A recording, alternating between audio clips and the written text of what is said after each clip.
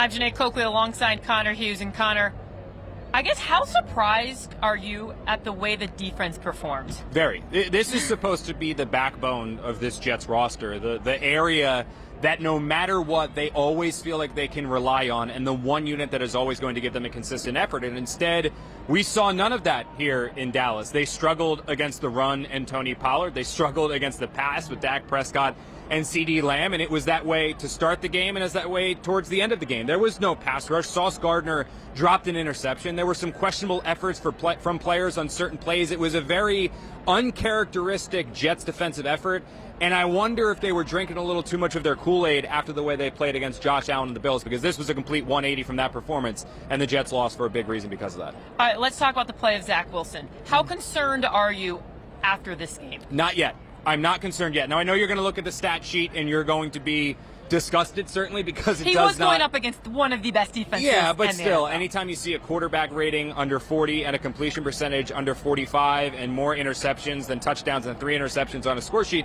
you're going to be concerned. But 2 of those 3 interceptions came when Wilson was just trying to throw them up, trying to make plays. Obviously, he was going against a defense that is one of the best in the NFL. Ferocious pass rush that the Jets had no answers for. Dwayne Brown struggled mightily. Micah Parsons just went absolutely nuts against this offensive line.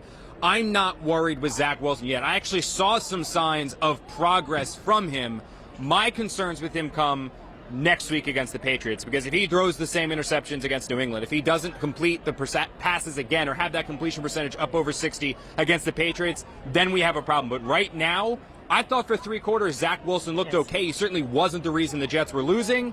Then things got out of hand, but I'm willing to at least give him another week before sounding the alarms. Well, they say best running or a quarterback's best friend is their running game. Didn't have that today. I was going to say it was non-existent. Yeah. Are you concerned about the running game? Yes, that I am. Because, okay. Look, teams against Zach Wilson, We'll they are going to load the box to stop the run, because they do not fear Zach Wilson yet. They fear Breece Hall, and they fear Dalvin Cook, and that is what the Cowboys said. They said, we are going to stop the run, and that's what they did. Breece Hall had 9 rushing yards. Dalvin Cook had 7 rushing yards. Cook actually fumbled when Micah Parsons ripped it out of his hands. If the Jets can't run against loaded boxes, and they are afraid to throw early in downs because they don't want to put the game on Zach Wilson's shoulders, they are going to have a problem offensively. Game 1, yes, they beat the Bills. They scored just 16 offensive points. Game 2 against the Cowboys, they scored just 10 offensive points. That needs to change, and they need to get a consistent rushing attack to get that going if they aren't willing yet to put the game in Zach Wilson's hands. Hey, it's only week 2, 500.